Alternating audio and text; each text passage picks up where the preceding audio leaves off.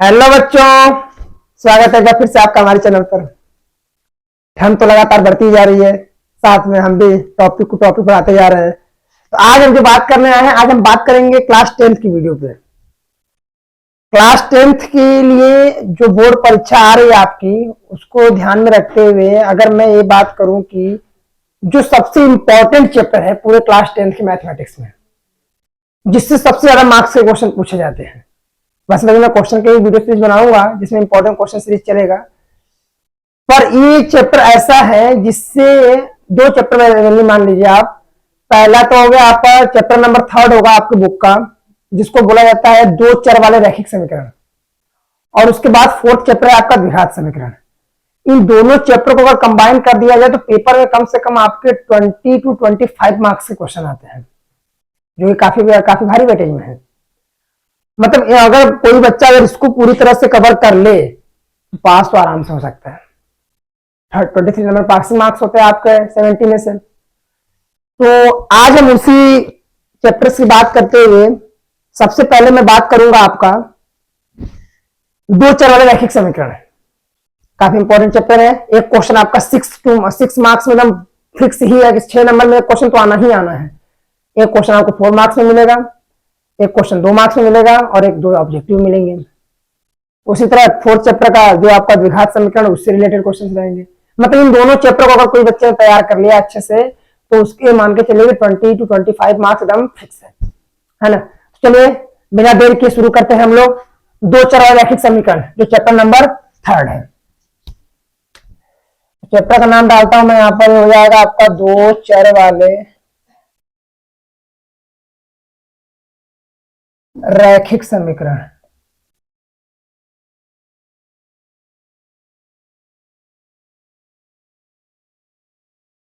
रैखिक समीकरण, दो चर रैखिक समीकरण का मतलब क्या है?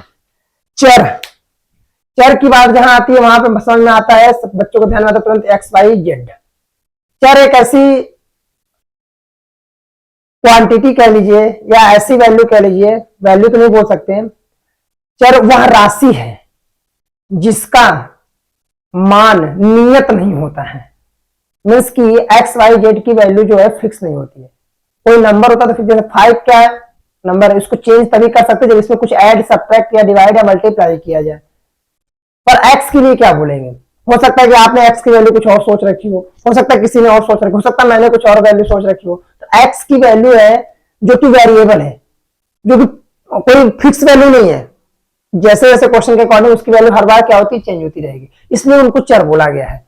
मीन्स इंग्लिश अल्फाबेट की जो आपके वैल्यू होते हैं X Y Z A B C D anything, वो सब क्या है आपके चर है।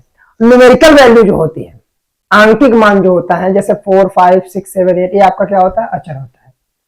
चर अचर आपको पता हो गया होगा, नहीं पता हमको, अब मुझे पता है कि आपको पहले से ही पता रहा होगा, नहीं पता होगा तो आप इसको नोट कर सकते हैं जो मैंने बोला अभी। उसके बाद यहां पर लिखा हुआ रैखिक समीकरण। समीकरण क्या होता है? समीकरण वो यंत्र है, वो विधि कह लीजिए। यंत्र इसलिए मैं बोल रहा हूं कि चर राशि किसी भी चीज को हल करने के लिए जिस चीज का उपयोग मैं करता हूं उसको यंत्र आप लोग बोल सकते हैं। तो यहां पर समीकरण एक ऐसा उपकरण है जो कि किसी भी चर राशि का मान ज्ञात करने के लिए प्रयोग किया जाता है। या हुआ ऐसे बोलना है तो अगर बुक की भाषा की बात करूं मैं तो चर एक ऐसी विधि है, समीकरण एक ऐसा विधि है जो कि किसी भी चर राशि के मान को ज्ञात करने के लिए प्रयोग किया जाता है। समीकरण में होता क्या है? समीकरण में दो पक्ष होते हैं, एक होता है आपका LHS और एक होता है RHS।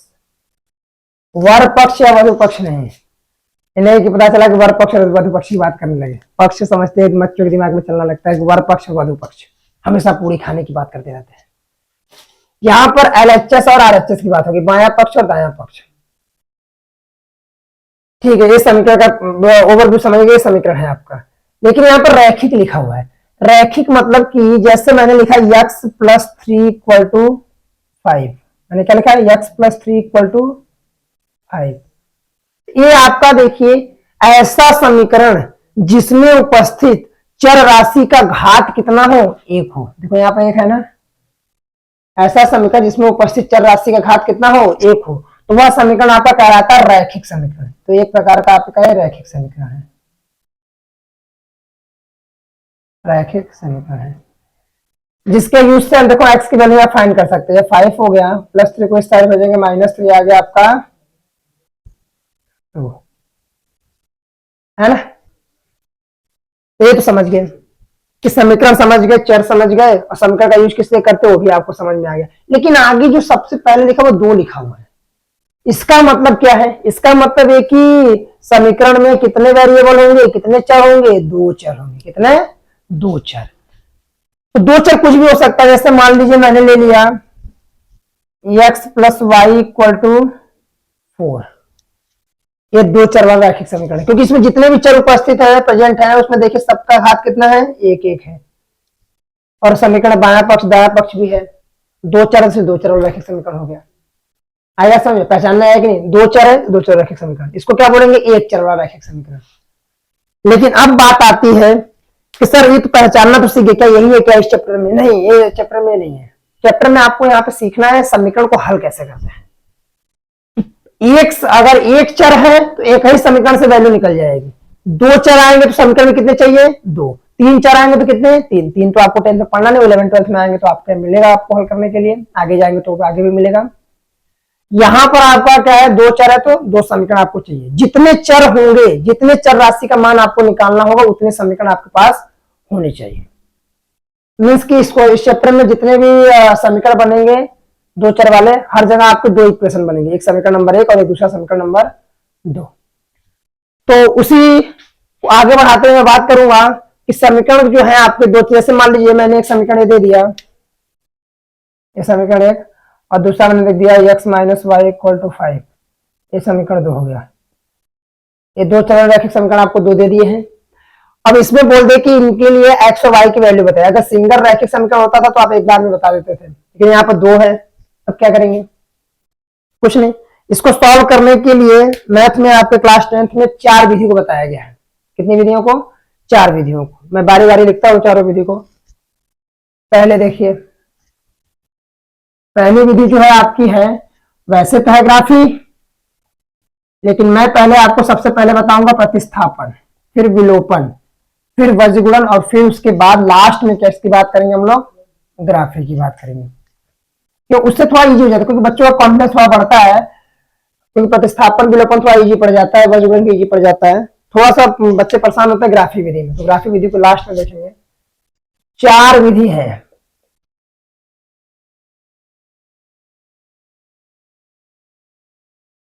चार विधि होती है। पहले का नाम है ग्राफीय विधि। कौन सी? ग्राफीय विधि। दूसरा है विलोपन। दूसरा कौन सा? विलोपन विधि। तीसरा प्रतिस्थापन।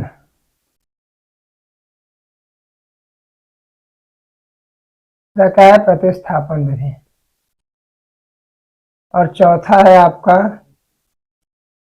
वज्रगुणन। ये 4 विधि आपको पढ़नी है, लेकिन मैं सबसे पहले कौन सा बताऊंगा? ये आपका ग्राफी विधि है। आप कहेंगे सर पहले ग्राफी विधि आनी चाहिए। नहीं, मैं ग्राफी विधि पहले नहीं बताऊंगा। आप कहेंगे नहीं सर पहले ग्राफी विधि ही बताइए। नहीं, मैं नहीं बताऊंगा ग्राफी विधि, मैं पहले आपको बताऊंगा विलोपन, क्योंकि मुझे पता है कि आपको कैसे सिखाना है। पहले आपको विलोपन में सिखाऊंगा। विलोपन सीख के आपको कॉन्फिडेंस बढ़ेगा, आपको मजा आएगा, क्योंकि आपको यूज जितने क्वेश्चंस आएंगे आपको ज्यादातर इसी का यूज करना पड़ेगा, विलोपन ही लगाना पड़ेगा। विलोपन में आएगा बड़ा मजा, इजी भी है, जल्दी हो भी जाता है, हर जगह यूज भी वही करते हैं। जब क्वेश्चन पेपर में आपसे बोल दे कि नहीं आप प्रतिस्थापन ही लगाइए, आप ग्राफी ही लगाइए, आप वज्रगुणन ही लगाइए, तब आपको वो स्पेशल वो देखना पड़ेगा। तो ऐसा जरूरी नहीं कि हर बार बोलेगा। सीखना तो चारों ही है, लेकिन पहले हम किसको देख सीखेंगे? विलोपन। तो आइए शुरू करते हैं। चलिए विलोपन निकाल देंगे आप लोग। देखिए विलोपन विधि कैसे करते हैं, मैं एग्जाम्पल से आपको समझाऊंगा, जिससे आपका कॉन्सेप्ट क्लियर होता चला जाएगा। ध्यान से सीखिएगा। चलिए आ जाओ मेरे साथ, शुरू करें विलोपन। तो सबसे पहला एग्जाम्पल मैं लेता हूं कि x minus y equal to 4 and x plus y equal to, या मैं यहाँ पे 2x ले लेता हूँ, थोड़ा अच्छा रहेगा, 2x plus 3y equal to 7। ये दो इक्वेशन आपको दिया मैंने, क्योंकि दो समीकरण मैंने क्यों दिया, क्योंकि हम क्या पढ़ रहे हैं, दो चर वाला एक समीकरण। कितने चर राशि का मान निकालना, दो का निकालना। समीकरण में कितने चाहिए, दो चाहिए। ये रहा पहला समीकरण और ये रहा दूसरा समीकरण। लगा क्या रहे हैं, विलोपन। क्या लगा रहे हैं, विलोपन। तो विलोपन में करना क्या है, विलोपन का मतलब होता है विलुप्त करना है। विलुप्त मतलब क्या होता है, गायब करना। यहाँ पे किसको गायब करो, मुझे थोड़ी गायब करोगे, मुझे गायब कर दोगे तो क्या होगा, आपका भला नहीं हो पाएगा। तो मुझे तो गायब कर नहीं सकते। अरे किसी का सामान गायब करना है, गायब इसमें करना है इसको, जो चर राशि है। या तो x को गायब कर दीजिए या तो y को, किसी एक को आपको गायब करना है एक टाइम पे। तो कैसे करेंगे देखिए, जो जैसे समीकरण 1 है समीकरण 2 है, यहाँ पे समीकरण 1 में जो जैसे मान लो x को मैं गायब करना चाहता हूँ, आप किसी को भी गायब कर सकते हो, y x तो किसी को। जैसे मैं x को गायब करना चाहता हूँ तो x का गुणांक कितना है, यहाँ पर गुणांक कितना है, 1 है। यहाँ पर x का गुणांक कितना है, 2 है। तो दोनों के गुणांकों को पहले बराबर करिए। वो कैसे होगा, तो जो इसका जो गुणांक यहाँ पर है उसका गुणा कर दीजिए समीकरण 1 में और इसका गुणा कर दीजिए समीकरण नंबर 2 में। समझिए, इसका गुणा इसमें, इसका गुणा इसमें, इसका गुणा उसमें, उसका गुणा इसमें। समझ रहे हो क्या कहना चाह रहा हूं मैं, मतलब कि ये समझ लो आपकी क्या बताऊं मैं, जैसे मान लीजिए आपका फ्रेंड है, ये आपको दे दिया धोखा और ये कहां चला गया, भाग के इसके पास, और सबके पास गया, इसके पास, इसके पास, इसके पास। उसे तो ये है, ये भी धोखा दे दिया, ये भी कहा जब ये कर सकता तो मैं क्यों नहीं कर सकता, ये भी आ गया भाग के इसके पास, इसके पास, इसके पास। मतलब मल्टीप्लाई करना है एक तरह से। कैसे करेंगे देखिए, यहां पे लिखेंगे समीकरण 1 में 2 से तथा समीकरण 2 में 1 से गुणा करने पर, समझे, समीकरण 2 में किससे, इसके गुणांक से। 1 में करेंगे किससे गुणा, 2 का जो गुणांक होगा x का, और 2 में किससे करेंगे, जो x में पैसा में, 1 में जो x का गुणांक होगा उससे। तो इसमें 2 करेंगे तो कितना हो जाएगा, 2x माइनस, इन्हें बस केवल इसी में करेंगे, इसमें भी करेंगे इसमें भी करेंगे, माइनस 2y और इक्वल टू 8। इसमें करेंगे तो 2x 3y प्लस 7। एक का मल्टीप्लाई करने में कोई फर्क नहीं पड़ने वाला है, इसमें डायरेक्ट लिख दिया।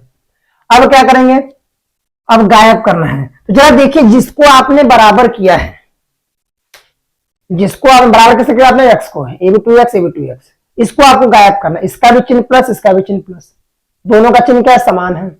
तो समान, जिसको बराबर करेंगे अगर उसका चिन्ह समान निकल गया तो उसको कैसे उड़ाएंगे, माइनस करके। कैसे, माइनस करके। आ जाइए माइनस किया जाए, एक किया मैंने माइनस, तो माइनस इसको नहीं करेंगे, सबका चिन्ह माइनस मतलब चेंज होगा। ये प्लस है इसका चिन्ह माइनस हो गया, ये प्लस है तो इसका भी चिन्ह क्या हो जाएगा, माइनस। ये प्लस है तो इसका चिन्ह माइनस। चिन्ह बदल देंगे नीचे वाले का, अगर चिन्ह समान होगा तब बराबर करने वाले को। जैसे इसको मैंने बराबर किया, इसका चिन्ह समान है, तो उसके बाद जिसको बराबर किया उसका चिन्ह समान हुआ तो चिन्ह क्या कर देंगे, सबका बदल देंगे। प्लस होगा तो माइनस, माइनस होगा तो प्लस। तो जैसे आपने ये किया, देखिए ये आपका कट गया, ये देखो माइनस 2y माइनस 3 समान चिन्ह होने पे जुड़ता है और चिन्ह वही लग जाता है जो होता है। यहाँ हो जाएगा माइनस और 3 2 कितना हो गए, 5y बराबर, यहाँ 8 से 7 गया 1, क्योंकि यहाँ पर एक प्लस एक माइनस तो घट जाएगा और संख्या कौन सी बढ़ी है, एक, उसका चिन्ह क्या है प्लस, तो यहाँ पे लग जाएगा प्लस। बोलो मजा आ रहा है।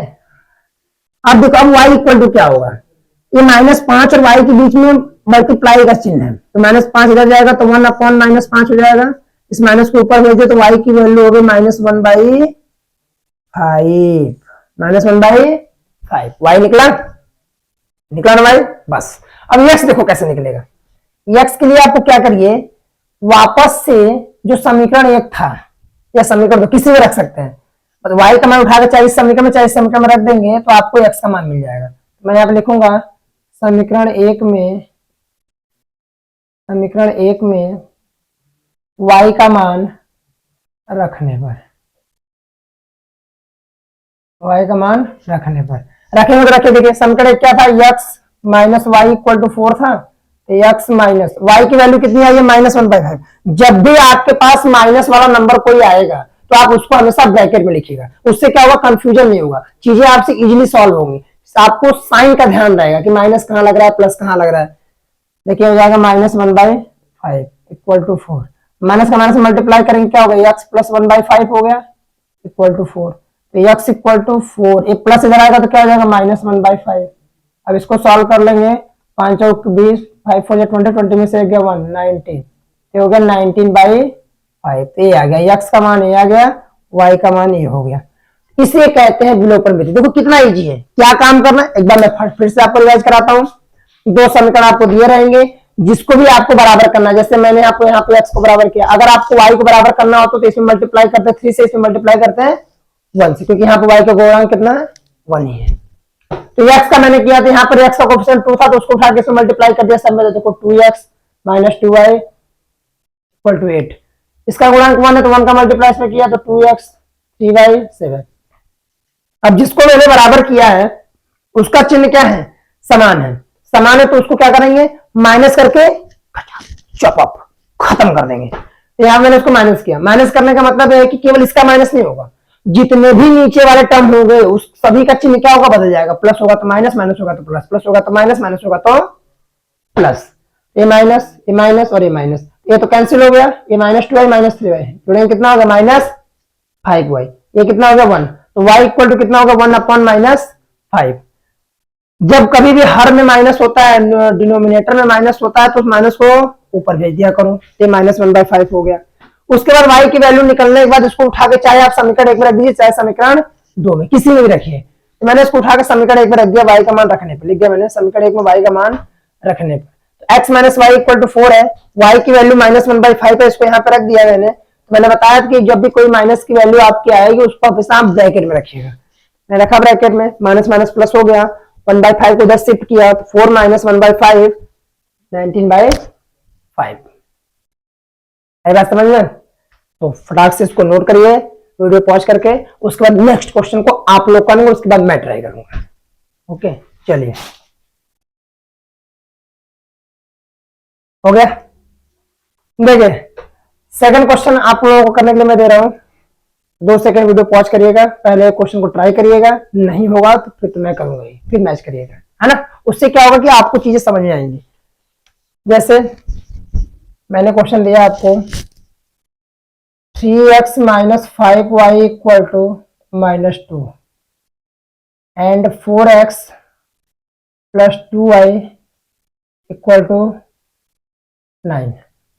चलिए इसको सॉल्व करना है आपको, तो 2 मिनट वीडियो पॉज करके क्वेश्चन सॉल्व करिए आप लोग। हो गया, आइए आइए देखते हैं कितने लोग आंसर सही थे, कितने लोग आंसर गलत किए हैं। ये क्वेश्चन नंबर फर्स्ट, ये क्वेश्चन नंबर सेकेंड, पढ़ के आ रहा है विलोपन विधि। इस बार y को बराबर कर ले, पिछली बार x को किया तो इस बार y को करके देख लेते हैं, y बुरा मान जाएगा तब, इसलिए इस बार y को कर लेते हैं। तो यहाँ पर y का गुणांक कितना है 5, y का गुणांक कितना है 5, तो इस 5 का मल्टीप्लाई करेंगे समीकरण नंबर 2 में, और यहाँ पर y का गुणांक कितना है 2, कितना है 2, इस 2 का मल्टीप्लाई करेंगे समीकरण नंबर 1 में, इसके गुणांक का जिसको बराबर करना है, जैसे y को बराबर करना चाहता हूं मैं, तो y का गुणांक जितना होगा उसका गुणा नीचे वाले में, यहाँ y का गुणांक होगा उसका गुणा ऊपर वाले में। अगर x को करता तो यहाँ पर 3 का मल्टीप्लाई, यहाँ पर 4 का मल्टीप्लाई, आपने चाहे जैसे भी किया होगा, x तो आपको आता है, y करके देखते हैं। तो यहाँ पे आप लिखेंगे समीकरण एक में, समीकरण में किससे कर रहे हैं, जो 2 का गुणांक होगा, 2 में कितना y गुणांक कितना है 2 से, तथा समीकरण 2 में 5 से गुणा करने पर,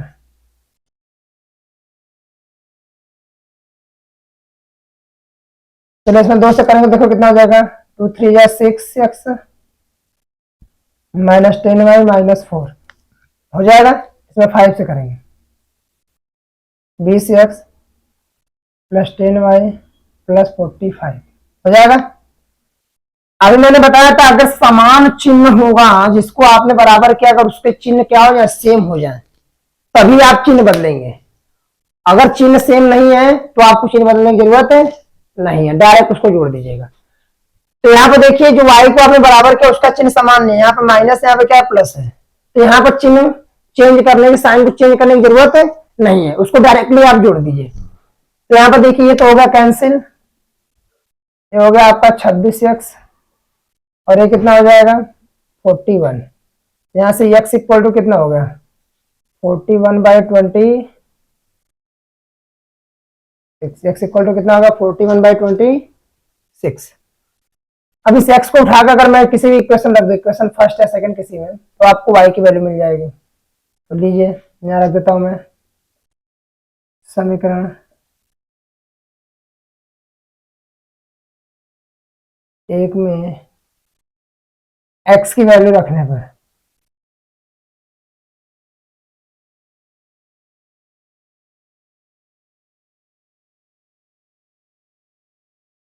ये हो जाएगा आपका 3x -5y इक्वल टू -2 है।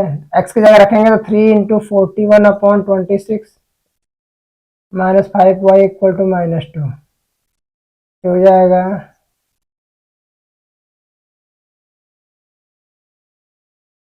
-2। -5y इक्वल टू कितना हो गया -2, इधर जाकर क्या होगा -123/26। ये कितना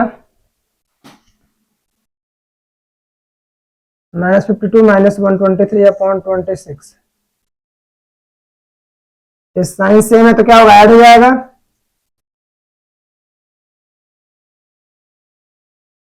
y इक्वल टू 175/5 इंटू 26।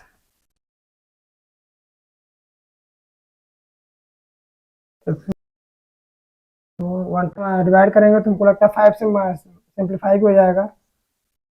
इधर जाएगा 5 2 जा 10, 5 6 जा 13, 5 3 जा 15, 5 5 जा 15, 35/26। ये आ गई आपकी y की वैल्यू। जितने लोगों का आंसर ये आया होगा उनका आंसर क्या है, करेक्ट है।